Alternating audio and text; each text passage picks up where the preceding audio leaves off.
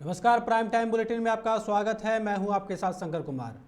आज दोपहर को बोकारो रेंज की आईजी असीम विक्रांत मिंज जिला प्रशासनिक टीम के साथ चिरकुंडा थाना अंतर्गत डुमरी जोड़ स्थित धसान क्षेत्र पहुंचे, जहां उन्होंने पूरे क्षेत्र का दौरा किया और कोयले के अवैध मुहानों का भी जायजा लिया। इस दौरान आईजी ने बीसीसीएल के अधिकारियों के साथ साथ ग्रामीणों से भी मुलाकात और भू धुसान के कारणों को जानने की कोशिश की। आईजी असीम विक्रांत मिंज के साथ धनबाद एसएसपी संजीव कुमार, ग्रामीण एसपी रेशमा रमेशन, निरसा एसडीपीओ पीताम्बर सिंह खेरवार और साथ निरसा चिरकुंडा की पुलिस भी उपस्थित थे। आईजी असीम विक्रांत मिंज ने कहा कि पूरे क्षेत्र का दौरा कर यह जानकारी मिला कि कई ऐसे अवैध मुहाने खोले गए हैं जिसमें स्थानीय ग्रामीण से लेकर कोयला चोर शामिल है। स्थानीय पुलिस को यह निर्देश दिया गया कि बीसीसीएल की मदद से हर 8-10 दिन में क्षेत्र का दौरा कर कोयले के अवैध मुहानों की भराई की जाए, ताकि भविष्य में ऐसी किसी घटना की पुनरावृत्ति न हो। वहीं उन्होंने स्थानीय ग्रामीणों से भी अपील किया है कि ऐसी किसी घटना से संलिप्त न हो जिससे कि खुद के जान पर खतरा हो। बेसिकली 2-3 तरह की समस्याएं हैं यहाँ पर, जहाँ पर लोकल बहुत सारा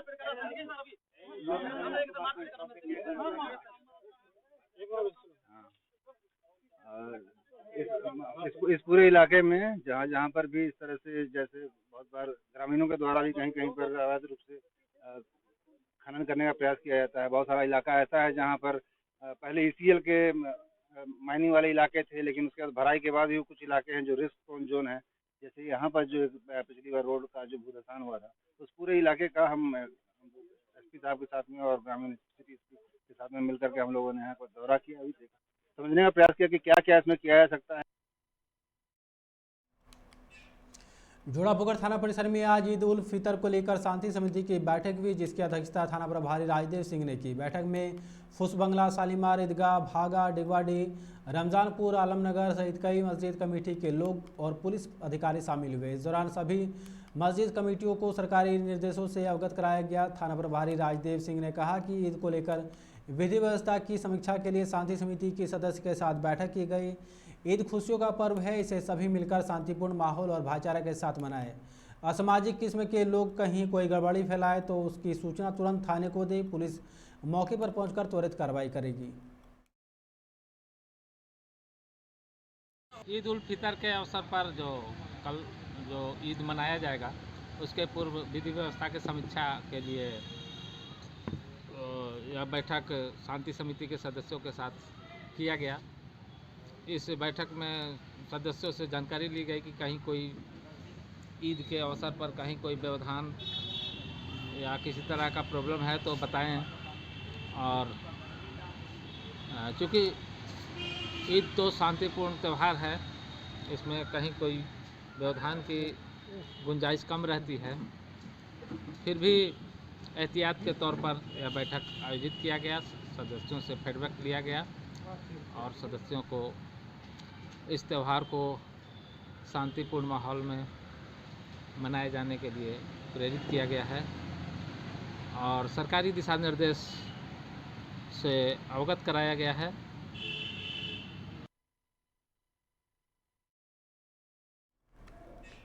धनबाद के चिरकुंडा थाना क्षेत्र के सोना नगाल स्थित शांति नगर में रहने वाले ट्रांसपोर्टर रोशन वर्माल ने मोहम्मद महताब खान और मुकेश सिंह पर रंगदारी मांगने और जान से मारने की धमकी देने का आरोप लगाया है। रोशन वर्माल ने दोनों के खिलाफ चिरकुंडा थाना में लिखित शिकायत दर्ज कराई है। साथ ही आईजी, डीआईजी धनबाद, डीसी और एसपी से भी सुरक्षा की गुहार लगाई है।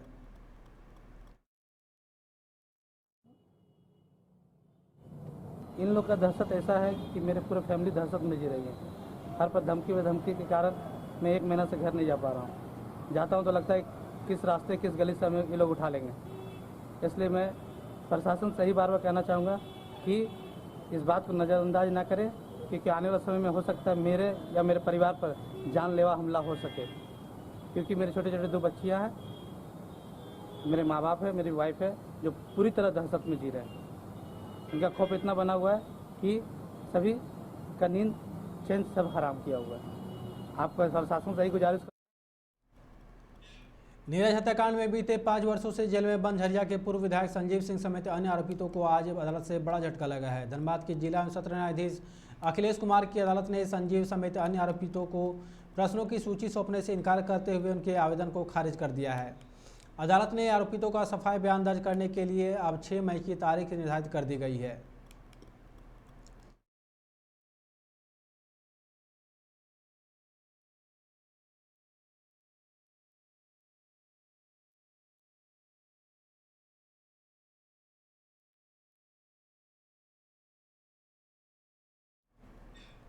बीएसएफ के महानिदेशक की तरफ से चासनालय के साउथ कॉलोनी निवासी बीएसएफ के शहीद जवान मनोज कुमार पांडे की मां मांडवी देवी को बीएसएफ के डिप्टी कमांडेंट एच.के. पाठक ने ऑपरेशन कैजुअल्टी प्रमाण पत्र दिया। साथ ही 4000 वर्ग फीट के क्षेत्र में घर बनाने के लिए सीमेंट की भी सहयोग करने की बात कही।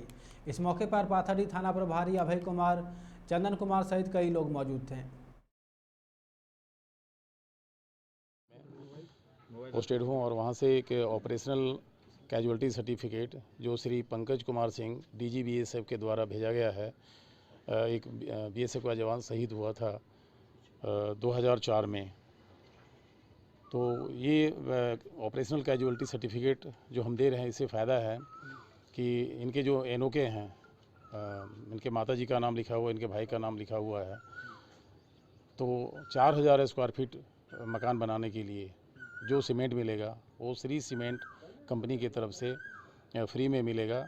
ये हमारा एमओयू साइन हुआ है बीएसएफ और श्री सीमेंट कंपनी की तरफ से, उसी को हम देने के लिए।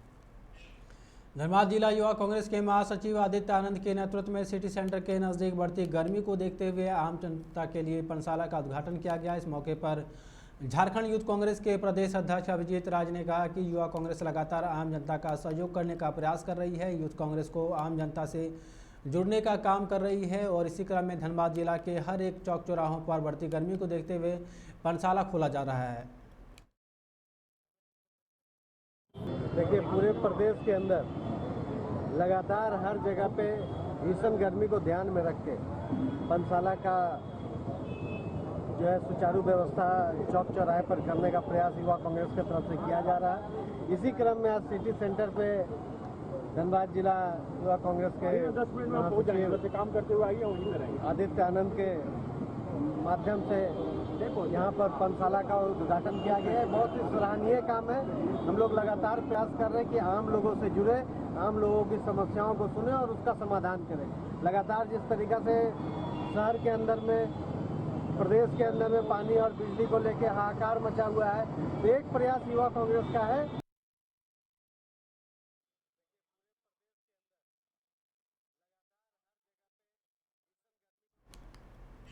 गिरिडीह सदर अस्पताल के चिकित्सकों और कर्मियों के लापरवाही से आज एक नवजात जिंदगी और मौत के बीच जूझ रहा है। गिरिडीह सदर अस्पताल में नवजात को चूहे ने कई जगह कुतर दिया है, जिसके बाद गंभीर स्थिति में उसे धनबाद रेफर कर दिया गया। फिलहाल बच्ची का इलाज धनबाद के SNMMCH में चल रहा है, जहां उसकी स्थिति नाजुक बनी हुई है। नवजात महज 2 दिन का है। बताया जाता है कि जमुआ के उसको निवासी राजेश सिंह की पत्नी ममता देवी गर्भवती थी और प्रसव के 4 दिनों के पूर्व उन्हें गिरिडीह सदर अस्पताल में भर्ती कराया गया था, पर अस्पताल की व्यवस्था के कारण बच्ची का यह हाल हुआ है। गिरिडीह में बचा हुआ बड़ा ऑपरेशन। कब हुआ बच्चा? 4 दिन। आपको मालूम कब पड़ा कि आपके बच्चे को चूहा कुतर दिया? आपको कब मालूम हुआ कि चूहा कुतर दिया बच्चा को? हम तो वहीं था, बड़ा ऑपरेशन किया तो माँ है नीचे में और बच्चा ऊपर हॉस्पिटल में, वहीं चेक कराइए तो वहीं है। तो बच्चा को देखने को हम जरूर जाते थे कि बच्चा देखने, तो बच्चा डॉक्टर देखने नहीं देता, तो नहीं देता है। तो 250 रुपया दे के कल बच्चा लाए हैं 9 बजे लाया, दूध पिलाए हैं। बोला कि डॉक्टर आएगा, उसका पहले बच्चा धर देना, तो दूध खाली पिला लिया और बच्चा को लगा। उस समय ठीक था बच्चा? हाँ, उस समय ठीक था। उसके बाद वो जो बच्चा हुआ उसका नाना जी आया, क्या मेरा बेटी, बच्ची को जो मेरी बेटी है उसका। झरिया के सुदामडी थाना क्षेत्र अंतर्गत मोहलबनी बिरसा पुल के समीप आज अहले सुबह CISF की टीम ने अवैध कोयला लदे 4 ट्रकों को पकड़ा है। बताया जाता है कि CISF की टीम बिरसा पुल चेक पोस्ट पर जांच के क्रम में ट्रक चालकों से कागजात की मांग की, पर कोई कागजात नहीं दिखाए। CISF ने ट्रकों को जब्त कर सुदामडी पुलिस को सौंप दिया है। इस दौरान मौका देख ट्रक चालक फरार हो गए। सुदामडी पुलिस आगे की कार्रवाई में जुटी हुई है। कुछ गाड़ियों को इशारा करके सीआईएसएफ के द्वारा रोका गया, रोकने के लिए इशारा किया गया, लेकिन वो सब नहीं रुका।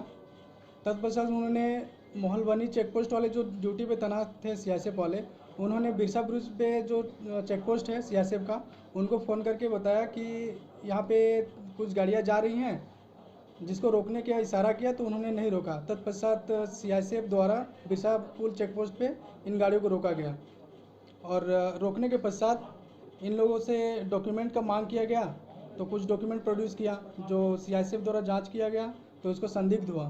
तत्पश्चात इन्होंने लगभग 6:30 बजे हमको फ़ोन किया और बताया कि सर कुछ गाड़ियां हैं जिनके यहाँ पे डाउट के संदेह के तौर पे रोका गया है, और जब संदेह के तौर पे रोका गया तो हम अपना टीम को भेजे, उन्होंने कुछ डॉक्यूमेंट देखा और इसको उचित जांच हेतु थाना लेके आए। तो कितनी गाड़ियाँ हैं सर? 4 गाड़ियाँ हैं। ड्राइवर खलासी? सीआईएसएफ के द्वारा जो गाड़ियाँ दी गई हमें, उसमें ड्राइवर वहाँ से भाग गए थे। डॉक्यूमेंट किससे मांगा था सीआईएसएफ ने? सीआईएसएफ के द्वारा एक रिटर्न में दिया गया है। इनके द्वारा बताया गया कि जब इनसे डॉक्यूमेंट मांगा गया तो इन्हें डॉक्यूमेंट दिया, उसके बाद जब ड्राइवर से बोले कि ड्राइविंग लाइसेंस दो, तो ड्राइविंग लाइसेंस उन्होंने बोला कि गाड़ी में रखा हो, मैं गाड़ी से लेके आता हूँ। तत्पश्चात उन्होंने ड्राइविंग लाइसेंस लाने के बहाने भाग गया।